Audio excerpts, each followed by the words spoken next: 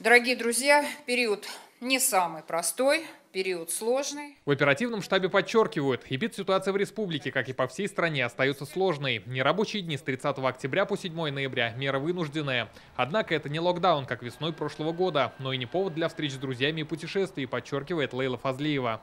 Нерабочий день не подразумевает под собой веселого времяпрепровождения. Они под собой будут иметь цель пресечения цепочки передачи вируса, а значит максимальное ограничение контактов между нами всеми. Торговый центр точно только с QR-кодами и точно контроль усилен будет со стороны органов контроля. Вот дети тоже болеют коронавирусной инфекцией, и при любых проявлениях у детей каких-то острых респираторных вирусных инфекций ни в коем случае к своим пожилым родственникам их отвозить нельзя, для того, чтобы они понянчились. В нерабочие дни органы власти продолжат работу в обычном режиме. МФЦ также будут принимать жителей, в том числе и по выходным. Поток посетителей уже сегодня увеличился значительно. Если раньше принимали по 1500 в день, теперь 10 тысяч. Мы закрываться не будем, будем работать в штатном режиме.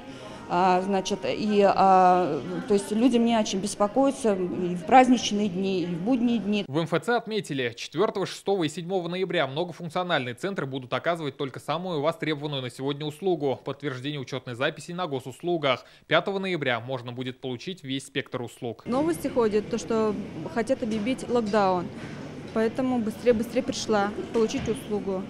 У меня у сына день рождения, получается, 16-го был. Из-за этого надолго нельзя затягивать за получением паспорта. Первый раз получает паспорт. За этим пришли.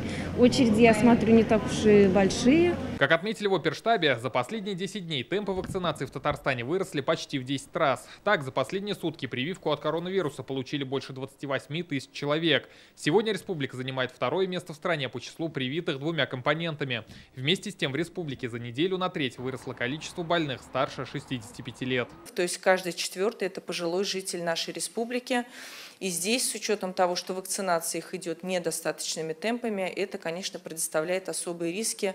Мы сегодня видим, что мобилизация наших всех усилий против борьбы с острыми респираторными вирусными инфекциями, включая пневмонию, требует достаточно больших усилий. Поэтому у нас развернуто на сегодняшний день максимальное количество коек за всю историю наблюдений с момента борьбы с вирусными инфекциями. Сейчас работают 57 госпиталей, готовят к открытию еще 2. На помощь 17 тысячам медикам направили 700 ординаторов и 400 учащихся колледжей. Система работает с большой нагрузкой. Рамиль Галиуллин, Рания Абдрахманова, Марат Зайдуллин и Даниил Филатов, ТНВ, Казань.